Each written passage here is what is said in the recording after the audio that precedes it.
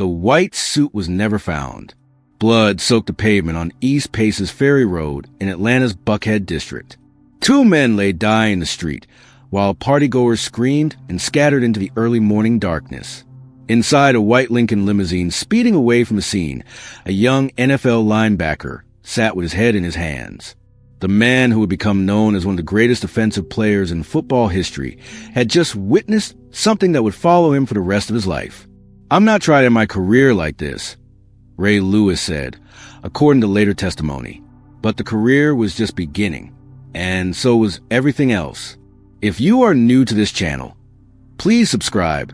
Let's keep breathing life into stories that were never meant to stay silent. Now, let's continue. January 31st, 2000. Super Bowl Sunday had just ended in Atlanta, Georgia.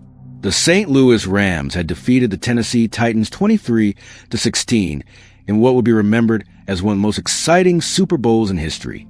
But for two men from Akron, Ohio, and one NFL star from Baltimore, the night was just beginning. The Cobalt Lounge in Buckhead was packed. Atlanta's affluent nightlife district had become a destination for the wealthy and famous, and Super Bowl weekend brought them out in droves. Among the crowd was Ray Lewis, a 24-year-old linebacker for the Baltimore Ravens who had just completed his fourth season in the NFL. He was already one of the most feared defensive players in football. He had rented a white limousine for $3,000 per day to enjoy the festivities in style. Lewis wore a cream-colored suit with a mock turtleneck sweater and a Stetson hat. He looked every bit the successful young athlete he was becoming. At his side were friends from Miami and Baltimore, including two men named Reginald Oakley and Joseph Sweeting. They had come to Atlanta to celebrate, to be seen, to enjoy the spoils of success. Inside the club, music pounded and champagne flowed.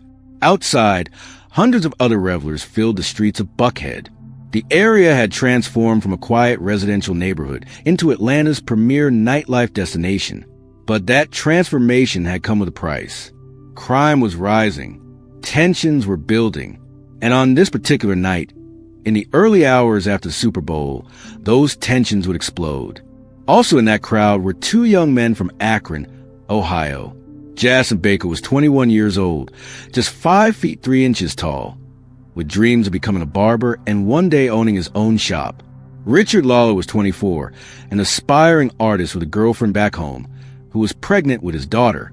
Both men had overcome difficult childhoods in Akron, a city ravaged by the crack epidemic. Both had managed to avoid the fate of so many of their friends.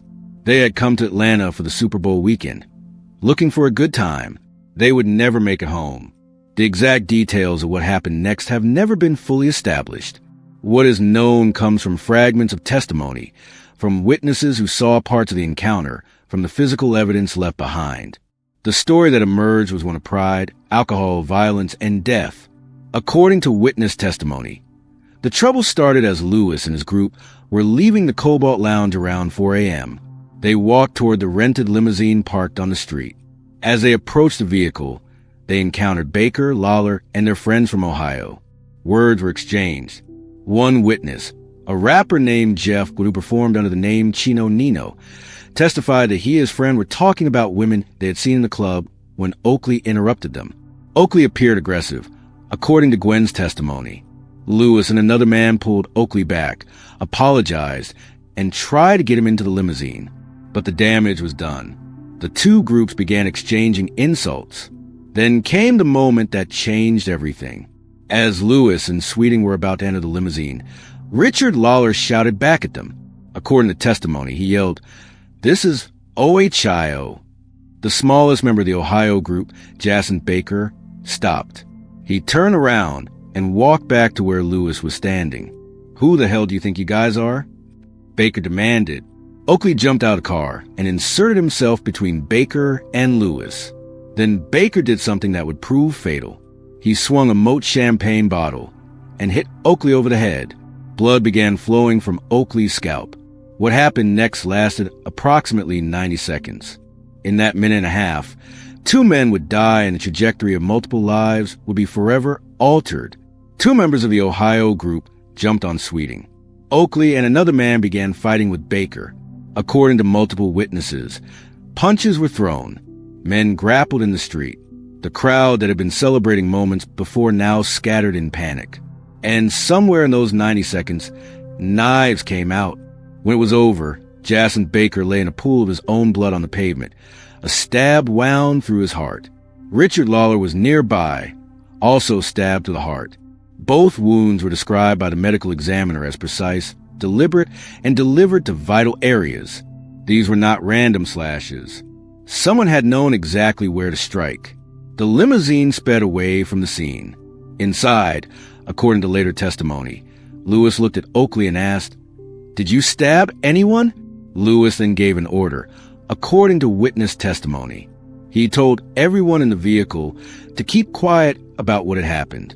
It was this instruction that would later form the basis of the obstruction of justice charge against him. "I'm not trying to end my career like this," Lewis said, his head in his hands. But his career was not the only thing at stake. 2 men were dying in an Atlanta street. 2 families were about to receive the worst news imaginable. And 3 men in that limousine would soon face murder charges. Kevin Brown, a security guard from Decatur, Georgia, was one of the first responders on the scene. He had seen Lewis exiting the club earlier, appearing intoxicated. When the fight broke out, Brown tried to break it up. After clearing people away, he saw the bodies. Jason Baker was still alive when Brown reached him, but barely. The stab wound to his heart was fatal. He would die there on East Paces Ferry Road. Richard Lawler was already gone, killed by an identical wound. Detective Ken Allen arrived at the crime scene and began collecting evidence. He found bottles scattered around the bodies, articles of clothing, and a 2-inch knife with no blood on it. Forensic tests would later show no fingerprints on the knife either. But investigators would eventually trace that knife back to a Sports Authority store where Ray Lewis had been signing autographs the day before the Super Bowl. According to testimony, a family friend of Lewis possessed a receipt for knives purchased that day. Lewis's signature was on the receipt, along with a phone number. Lewis would later testify in court that Joseph Sweeting, Reginald Oakley, and another member of his group had purchased knives that day. But who actually used them in the fight? That question will become the central mystery of the entire case. Meanwhile, police found the limousine driver, Dwayne Fassett, changing a blown tire. They began questioning him. Fassett would eventually lead them to Lewis at his girlfriend's home in Atlanta. When detectives interviewed Lewis that night, he gave them a statement that was, according to police testimony, riddled with lies. He initially denied knowing the names of the people in his limousine. He later identified some of them, including Oakley, whom he called by an alias, A.J. Johnson. He denied knowing that someone's head had been cut, then later admitted that Oakley had his head busted. Lewis refused to sign the statement. He told police he had to leave for the Pro Bowl in Hawaii and would answer their questions later. By nightfall on January 31st, Ray Lewis was in custody. The murder investigation had begun. To understand what happened next, you need to understand where Ray Lewis came from. His story did not begin in the bright lights of the NFL or the nightclubs of Atlanta. It began in poverty, in struggle, in a determination to escape a cycle that had claimed generations of men in his family. Raymond Anthony Jenkins was born on May 15, 1975, in Bartow, Florida. His mother, Sunseria Smith, was just 15 years old when she gave birth to him. She was a runaway, having fled to her great-grandmother's house in Mulberry, Florida, about 30 minutes south of Lakeland. She ran because she was pregnant, and her own mother didn't want her to have the baby. Sunseria's mother, a deeply religious woman, had actually chased her daughter with a coat hanger, determined to end the pregnancy. The irony was not lost on Ray Lewis when he later reflected on his birth. His grandmother believed in the sanctity of life, but she also believed her 15-year-old daughter was too young to become a mother. Ray's biological father was Elbert Ray Jackson, a young man who had been a record-setting high school wrestler in Lakeland before his life took a different turn. Jackson was present the day Ray was born, but then he disappeared. He would return a couple of years later, staying long enough to father Ray's twin sisters. But then he was gone again. For most of Ray's childhood, his father was simply absent. This cycle of abandonment colored everything about Ray Lewis's early life. He was the 4th generation of men in his family to grow up without a father, As the oldest of 5 children, he quickly became a man of the house while his mother worked multiple jobs to keep the family afloat. The name Lewis itself carried a story of absence and kindness. After his biological father left, a man named Ray Lewis helped son Syria out after the baby was born. Years later, when young Ray asked his mother why his last name didn't match his father's, she told him the truth. She explained that his father had chosen not to be in his life, and that the name Lewis came from a kind stranger who had been there on the day he was born. When he was old enough, Ray abandoned the name Jenkins entirely and took the name of his mother's boyfriend, Ray Lewis. Growing up in Lakeland's Washington Park projects was not easy. The area was rough, and by the early 1990s, crack cocaine had devastated the community. Lewis would later say, "Crack cocaine stormed Lakeland. It killed our city. We had some of the top athletes ever. Either they were selling it or they were on it." But Lewis had obligations that kept him away from that path.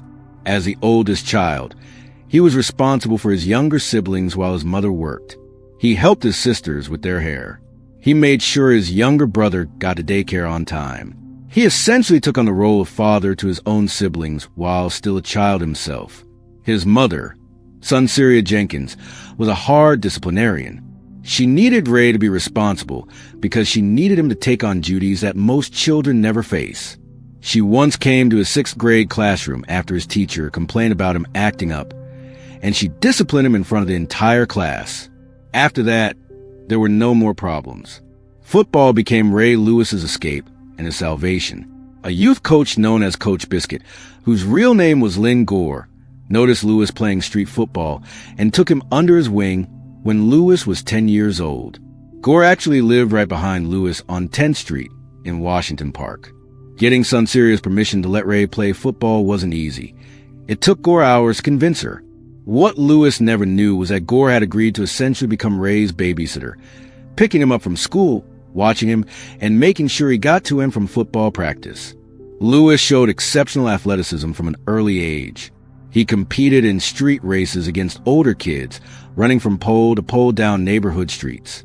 These races taught him about competition, about not backing down, about pushing himself to be faster and stronger than anyone else. At Kathleen High School in Lakeland, Lewis became a star. He was an All-American linebacker and a state champion wrestler.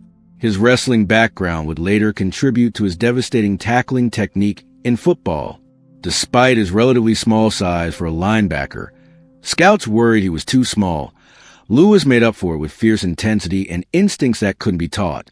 The University of Miami came calling, and Lewis accepted a scholarship to play for the Hurricanes in 1993. This was during Miami's golden era, when the program already had 4 national titles and was producing NFL talent at an extraordinary rate. Lewis didn't crack the starting lineup for most of his freshman season, but he worked relentlessly and became a starter for the final 5 games of 1993. By his sophomore year, he was dominating. His defensive coordinator, Greg McMackin, said Lewis was good from the time he stepped onto the field. In 1995, Lewis earned All-American honors after recording 160 tackles, the most on the team. After his junior year, Lewis made a decision that would change his life. He declared for the NFL draft. The Baltimore Ravens, entering just their 2nd season as a franchise after relocating from Cleveland, selected Lewis with the 26th overall pick in the first round of the 1996 NFL draft. He was a Ravens' 2nd ever draft choice, behind offensive tackle Jonathan Ogden, who went 4th overall. Both men would eventually be inducted into the Pro Football Hall of Fame. Lewis made an immediate impact. In his first career game against the Oakland Raiders, he had 7 tackles and an interception, earning AFC Defensive Player of the Week honors. He led the Ravens with 110 tackles in his rookie season and was named to USA Today's All-Rookie Team. In his 2nd season, 1997, Lewis recorded an NFL-best 184 tackles, including 156 solo tackles, the most in a single season in NFL history. He earned his first Pro Bowl selection. He was becoming exactly what scouts had hoped, a linebacker who could cover the entire field, who played with intelligence and fury, who could change the momentum of a game with a single hit. By the time Super Bowl weekend 2000 arrived in Atlanta, Ray Lewis was one of the most dominant defensive players in football. He had led the league in tackles twice. He had been to 3 Pro Bowls. He was 24 years old, wealthy, famous, and seemingly on the path to greatness. Then came that night in Buckhead, and everything he had built suddenly hung in the balance. On February 1st, 2000, just hours after the incident, Ray Lewis appeared in Atlanta Municipal Court for a preliminary hearing. The media presence was overwhelming. News cameras captured every moment as Lewis, dressed in jail clothing, faced the initial charges. On February 11, 2000, 11 days after the deaths of Jason Baker and Richard Lawler, a Fulton County grand jury returned indictments. Ray Lewis, Reginald Oakley, and Joseph Sweeting were each indicted on 2 counts of malice murder, 2 counts of felony murder, and 2 counts of aggravated assault with a deadly weapon. The press conference announcing the indictments was dramatic. Atlanta Mayor Bill Campbell stood before a packed room of local and national media. His statement was bold and definitive. "We will not allow wealth or fame or celebrity to pervert justice," Campbell proclaimed. He described the perpetrators as being literally dripping with blood and cloaking their actions with silence. Fulton County District Attorney Paul Howard described the deaths as brutal and deliberate murders. The charges against the star football player generated national headlines. Court TV announced they would televise the trial. CNN, ESPN, and Fox Sports all planned gavel-to-gavel coverage. Lewis was granted a $1 million bond. He posted $200,000 in cash and was released from jail on February 15, 2000, after spending nearly 2 weeks in custody. He would later describe his time in jail as demonic and pure evil. Meanwhile, police continued to gather evidence. They had blood from the victims found inside Lewis's limousine. They had witness testimony placing Lewis at the scene. They had his own misleading statements to police. What they didn't have was the white suit. The cream-colored suit Lewis had been wearing that night was never found. Prosecutors believe it was bloodstained and had been discarded in a dumpster near Lewis's hotel. But despite extensive searches, it was never recovered.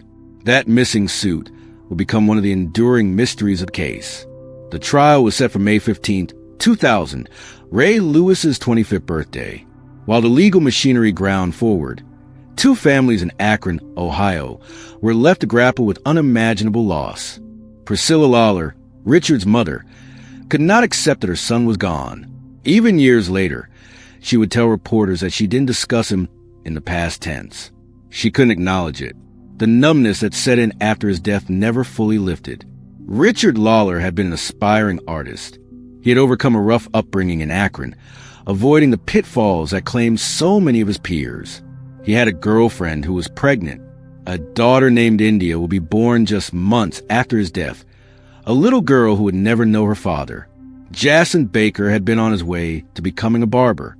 He dreamed of one day owning his own barbershop. He was the smallest of the Ohio group that night, standing just 5 feet 3 inches tall. But according to those who knew him, he had a big personality and big dreams. Like Richard, he had overcome adversity that destroyed many of his childhood friends. Both men had died from identical wounds. Stab wounds directly through the heart, delivered with what the medical examiner described as precision. These were not wild, desperate attacks. Someone had known exactly where to strike. Baker's uncle, Greg Wilson, spoke for many in both families when he said, "My nephew was brutally beaten and murdered, and nobody is paying for it." The families would watch from Akron as the trial unfolded in Atlanta. They would see Ray Lewis's face on television, in commercials, on magazine covers. They would see him become more famous, more wealthy, more celebrated. And they would wonder what really happened that night, who killed their sons. For them, the legal proceedings were not about football or celebrity or careers. They were about 2 young men whose lives had been stolen from them in 90 seconds of violence on an Atlanta street. Jury selection began on May 15, 2000, in Fulton County Superior Court. The presiding judge was Alice D. Bonner. The jury ultimately selected consisted of 9 black women, 1 black man, 1 white woman, and 1 white man. The trial began on May 23, 2000, and from the start, the prosecution's case showed signs of weakness. The prosecution's strategy was to argue that Lewis, Oakley, and Sweeting were all part of group action, that even if Lewis hadn't wielded a knife, he was complicit in the murders under Georgia law. The law stated that any party who did not directly commit the crime may be convicted for commission of the crime upon proof that the crime was committed and that he was a party thereto. But proving that theory required solid evidence, and the evidence was anything but solid. Multiple witnesses testified to seeing parts of the fight, but their accounts were inconsistent and incomplete.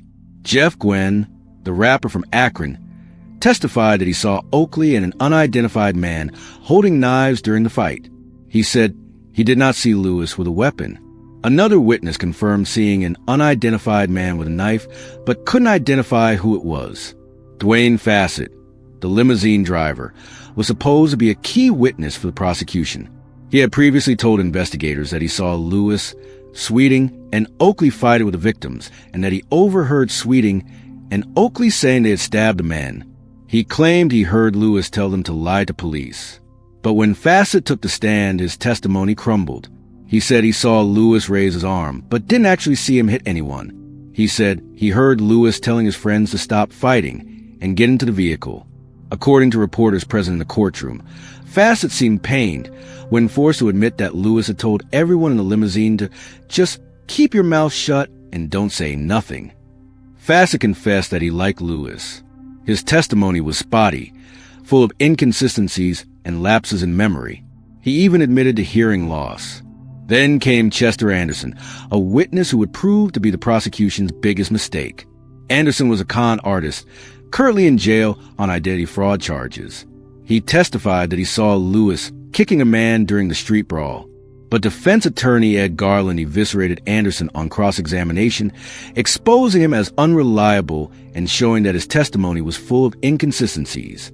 Chester Anderson was a trial lawyer's dream witness, Garland would later say. He provided important and incriminating testimony, and we showed he was a liar. I really believe that witness undermined the integrity of the prosecution's entire case. Another major problem for the prosecution emerged when one of their witnesses appeared to have recanted testimony. Jeff Gwen had made a statement to prosecutors that included seeing Lewis throw a punch. But during cross-examination, defense attorney Don Sado dramatically requested a copy of Gwen's statement with certain portions underlined. When prosecutors couldn't produce it, Sado revealed that Gwen had told him there was a mistake in the statement.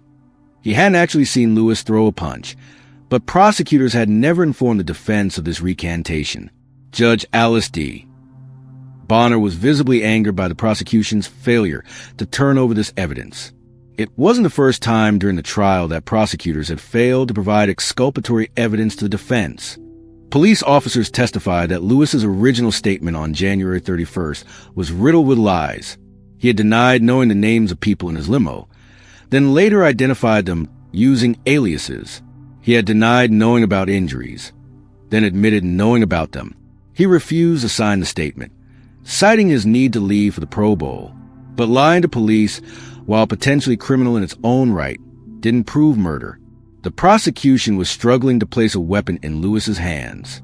They couldn't definitively prove he had stabbed anyone. The medical examiner testified about the precise nature of the wounds. Both Baker and Lawler had been stabbed in vital areas with what appeared to be deliberate, well-directed strikes. The wounds suggested the attacker knew what they were doing. Investigators had traced a knife found at the scene back to the Sport Authority, where Lewis had been signing autographs. They had testimony that knives were purchased that day by members of Lewis's group, but they couldn't prove who had actually used them in the fight. Defense attorneys conducted mock trials before the actual trial, testing their strategies. Interestingly, in those mock trials with Ed Garland playing prosecutor, Lewis was actually convicted of aggravated assault. Garland took a much more substantive approach than District Attorney Howard was taking in the real trial. There was an absence of a clear theme by the prosecutors.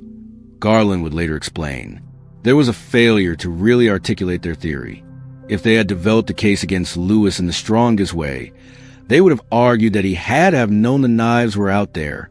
They should have articulated that idea, made it a group action. It was the pack that did it. It was the pack that attacked. It was the pack that killed. And who was the leader of the pack? Ray Lewis. But that wasn't the approach Howard took. The prosecution's case meandered. Witnesses contradicted each other. Evidence was mishandled. And as the trial entered its third week, something unexpected happened. The call came on a Sunday night at 10 p.m. Defense attorney Don Sado was at home, ready for bed, when his phone rang. It was a reporter from the Baltimore Sun. Did Sado know that Ray Lewis had reached an agreement with the prosecution? Lewis was going to plead guilty to a misdemeanor count of obstruction of justice and testify against Sweeting and Oakley. Sado was stunned. The evidence against Lewis was so weak that most observers believed Judge Bonner would dismiss all charges against him at the end of the prosecution's case. Why would Lewis take a plea deal now? Sado called Lewis's other attorneys, Don Samuel and Ed Garland, to find out if it was true. At first, they hedged. They had agreed with the district attorney not to tell anyone about the deal. If word leaked to the newspapers before the judge accepted it, she might refuse to approve it. But it was true. Lewis's attorneys had negotiated a deal. The murder charges would be dropped in exchange for Lewis's testimony against Oakley and Sweeting and his guilty plea to obstruction of justice. On June 5, 2000, Ray Lewis stood before Judge Alice D. Bonner and formally entered his plea. He admitted that he had given misleading statements to police on the morning after the killings. He admitted that he had initially lied about not being at the scene. Judge Bonner sentenced Lewis to 12 months of probation, the maximum sentence for a first-time offender for this misdemeanor charge. Under the terms of his sentence, Lewis could not use drugs or alcohol during the probation period.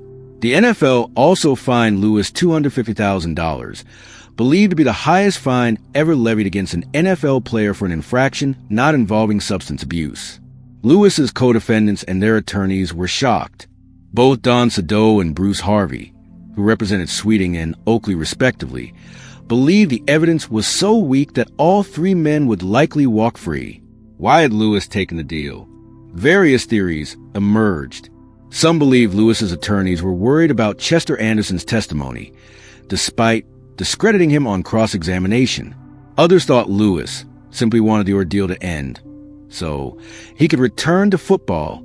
Still others wondered if there was evidence the public didn't know about that made Lewis nervous. Whatever the reason, the deal was done. Ray Lewis would now testify against his former co-defendants. When Ray Lewis took the witness stand to testify against Reginald Oakley and Joseph Sweeting, District Attorney Paul Howard approached the testimony with obvious determination. This was his chance to salvage something from a case that had been falling apart. For 3 hours, Howard questioned Lewis. He was indignant, probing, pressing for details. But despite the extended interrogation, Lewis gave him almost nothing of use. According to Lewis's testimony, 2 men from the Ohio group had jumped Sweeting. Meanwhile, Oakley and another man named Carlos Stafford fought with Jacent Baker. Lewis said he saw Oakley get Baker on the ground and then hit him in the chest from behind while Stafford kicked him. But here was the crucial fact. Through all his testimony, Lewis never once placed knives in the hands of either Oakley or Sweeting during the fight. He never saw them stab anyone. He never heard them confess to stabbing anyone. He implicated no one in the actual killings. When Howard finished his questioning, defense attorney Don Sado walked up to begin cross-examination. He laid his legal pad down, looked up at Lewis, and smiled. The cross-examination was brief and friendly. Lewis had given the prosecution nothing substantial, and Sado wasn't about to damage that. The trial of Oakley and Sweeting continued. Their defense was simple: self-defense. Baker had struck Oakley with a champagne bottle, opening a gash on his head. Members of the Ohio group had jumped on Sweeting. In the fight that followed, both defendants claimed they had acted to protect themselves. On June 12, 2000, after 5 hours of deliberation, the jury returned with its verdict: not guilty on all counts. Reginald Oakley and Joseph Sweeting were acquitted. The jury had determined that if stabbing had occurred, it was in self-defense. In the eyes of the law, no murder had taken place. Ray Lewis was the only person who served any time in connection with the deaths of Jacent Baker and Richard Lawler. He had spent 11 days in jail before making bond. No one was ever convicted of killing the 2 men from Akron. The case officially remains unsolved. The families of the victims watched the verdicts with shock and rage. No one would be held accountable for the deaths of their sons. My nephew was brutally beaten and murdered, and nobody is paying for it, Greg Wilson said again, his words echoing the frustration felt by both families. But the legal proceedings weren't quite over. In 2004, Ray Lewis reached an out-of-court settlement with India Lawler, Richard's daughter, who had been born just months after her father's death. The settlement was reached just before a scheduled civil trial was set to begin. Lewis also reached an undisclosed settlement with Jacint Baker's family. In his 2015 autobiography, I Feel Like Going On, Lewis addressed the settlements directly. He wrote that the settlements were not an admission of guilt, but rather an expression of love, of sympathy. I could not bring those two young men back, Lewis wrote. I had no hand in their deaths. I could not ease the suffering of those families. But I had so many blessings in my life. I told myself I could use some of those blessings for those good people. They were hurting. I was hurting. I knew that money would never bring back what the families wanted most. But they asked for it, so I gave. The families saw it differently. To them, the payment suggested Lewis knew more than he was saying. The fact that he settled rather than fight the civil cases raised questions. Priscilla Lawler told reporters years later that she still couldn't accept her son was dead. The numbness persisted. Every time she saw Lewis on television, in commercials, in NFL broadcasts, on talk shows, the wound reopened. If I truly accept that he's not coming back, she said, her voice trailing off. Richard Lawler's aunt, Cindy Lawler Owens, said she believed Lewis's eventual retirement from football was partly motivated by wanting to move past the shadow of that night. She held on to hope that Lewis genuinely prayed about the incident, as he claimed to do. I've seen where he was speaking about family and stuff, and I'm quite sure that every time he sees his son, he thinks about the son, grandson, and father that we lost, Lawler Owens said. Baker's family members were less forgiving. They believed Lewis knew exactly what happened in those 90 seconds. They believed he was protecting someone, possibly himself. And they believed he had used his wealth and fame to escape justice. The most damning piece of evidence for many skeptics was the blood. Baker's blood had been found inside Lewis's limousine. Lewis never adequately explained how that blood got there if he wasn't involved in the fight. And then there was the white suit. The cream-colored suit Lewis wore that night was never found. Prosecutors believed it was soaked with blood and quickly disposed of. Where did it go? Only Lewis and those in his immediate circle that night could answer that question. They never did. Ray Lewis returned to the Baltimore Ravens for training camp in July 2000. The first thing he did was apologize to his teammates for his conduct. He stood before them and took responsibility for putting himself in a situation that nearly destroyed everything. Then he went to work. The 2000 Baltimore Ravens defense is widely considered one of the greatest in NFL history. Lewis was at the center of it, played with a fury that seemed to channel all his rage, guilt, fear, and determination into every tackle. The Ravens defense set a 16-game single-season record for fewest points allowed, just 165. They allowed only 970 rushing yards, another record. They recorded 4 shutouts, one shy of the single-season record. Lewis led the team with 137 tackles. He had 2 interceptions, 6 pass deflections, and 3 fumble recoveries. He was named a unanimous first-team All-Pro selection. In the playoffs, Lewis was unstoppable. In the wild card round against Denver, he had 7 tackles and an interception. In the divisional round against Tennessee, he had 12 tackles and returned an interception 50 yards for a touchdown. In the AFC Championship against Oakland, he had 7 tackles and a fumble recovery. The Ravens advanced to Super Bowl 35 to face the New York Giants. In Tampa, Florida, on January 28, 2001, Lewis and the Ravens defense dominated. They shut out the Giants' offense entirely. The only Giants touchdown came on a kickoff return. The final score was 34-7. Ray Lewis was named Super Bowl MVP. He had 11 tackles, 6 assists, and 4 passes defended. It was a remarkable redemption story. Less than a year after being charged with murder, Ray Lewis was a Super Bowl champion and the game's most valuable player. Normally, the Super Bowl MVP declares, "I'm going to Disney World," in the post-game celebration. But that honor went to Ravens quarterback Trent Dilfer instead. Disney wanted no association with Lewis and the Atlanta incident.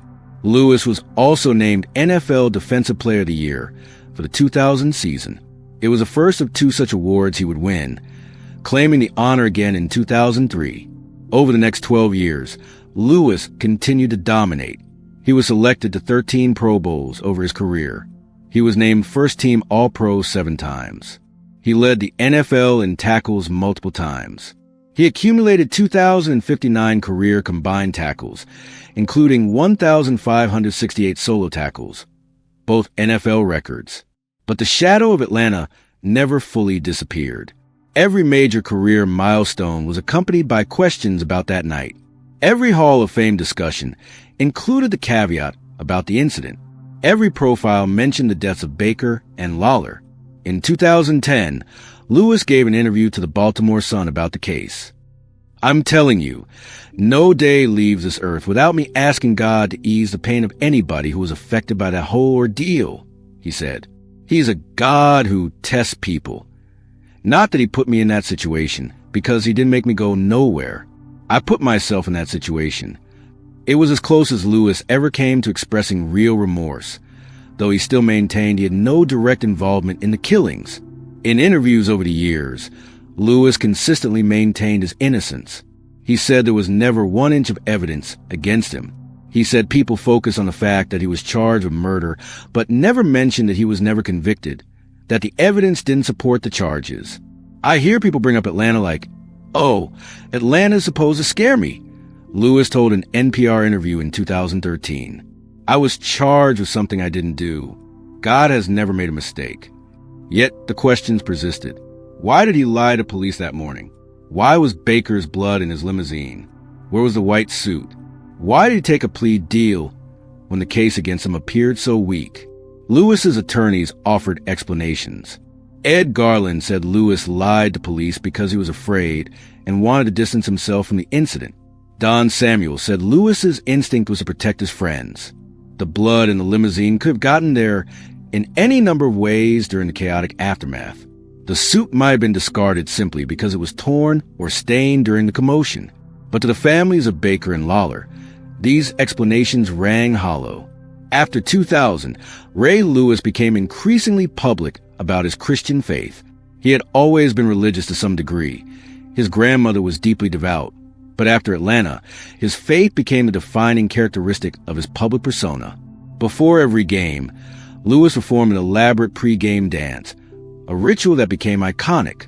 He would gather his teammates around him and deliver passionate speeches, invoking God, sacrifice, and battle. These speeches were part motivational tool, part religious sermon, part theater.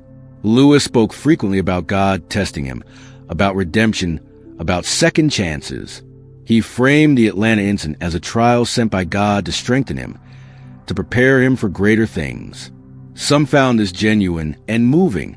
Others found it cynical and self-serving. Critics pointed out that Lewis spoke often about his own redemption, but rarely about the victims who never got second chances.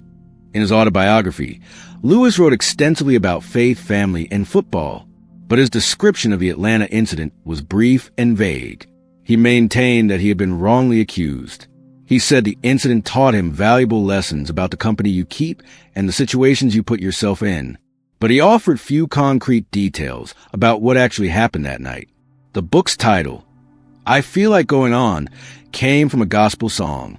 Lewis wrote about persevering through trials, about overcoming adversity, about refusing to be defined by your worst moment. It was a narrative of redemption.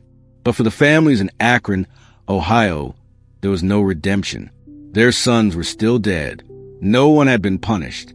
And the man they believed knew the truth had become rich and famous. As Lewis's career wound down, the question of his Hall of Fame candidacy became contentious. On pure football merits, he was a first ballot lock. His statistics, his accolades, his impact on the game were undeniable. Many football analysts considered him the greatest middle linebacker of his generation, if not all time. But the Atlanta incident complicated everything. Should a player with Lewis's legal history be enshrined in the Hall of Fame? Did his plea to obstruction of justice disqualify him? Did his failure to fully explain what happened that night matter? The debate raged on sports talk radio, in newspaper columns, on internet forums. Some argued that the Hall of Fame should be about football excellence alone, not moral character. Others insisted that character mattered, that the Hall of Fame should honor not just great players, but great men. Lewis retired after the 2012 season, ending his career with another Super Bowl victory. The Ravens defeated the San Francisco 49ers 34-31 in Super Bowl 47 on February 3rd, 2013. It was a storybook ending, the legendary linebacker riding off into the sunset as a champion. In 2018, his first year of eligibility, Ray Lewis was elected to Pro Football Hall of Fame. He received 98.4% of the vote, one of the highest percentages ever. The football writers who voted had decided, whatever happened in Atlanta, Lewis's football legacy deserved enshrinement. At his induction ceremony in Canton, Ohio, less than an hour from Akron, where Baker and Lawler had lived, Lewis delivered an emotional speech. He thanked God, his mother, his coaches, his teammates. He spoke about overcoming adversity, about the power of faith, about never giving up. He did not mention Jason Baker or Richard Lawler. The families were not invited to the ceremony. They watched from Akron. If they watched at all, knowing that the man they believed held the key to their son's deaths was being honored and celebrated. What really happened on January 31st, 2000, in those 90 seconds on East Paces Ferry Road? The physical evidence tells us this. 2 men were stabbed to the heart with precision. A knife was found at the scene with no fingerprints and no blood. That knife could be traced to a store where Lewis had been signing autographs the day before. Members of Lewis's group had purchased knives. The cream-colored suit Lewis wore that night disappeared and was never found. Jason Baker's blood was found inside Lewis's limousine. The testimony tells us this. A confrontation began with words exchanged between 2 groups. Jason Baker struck Reginald Oakley with a champagne bottle, opening a cut on Oakley's head. A brawl erupted. Multiple people were fighting. Somewhere in that chaos, knives were drawn and 2 men were fatally stabbed.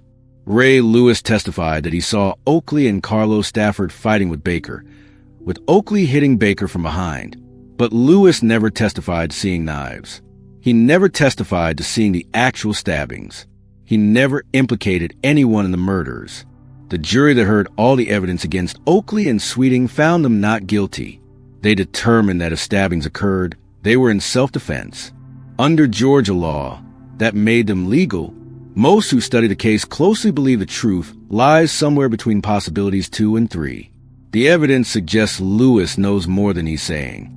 The blood in the limousine, the missing suit, the lies to police, the quick plea deal when his attorneys believed acquittal was likely, all of it points to guilty knowledge, if not guilty action. But we may never know for certain. Lewis has maintained his version of events for over 2 decades. Those who were with him that night have remained largely silent. The knives were never definitively connected to anyone. The suit was never found. The case is cold.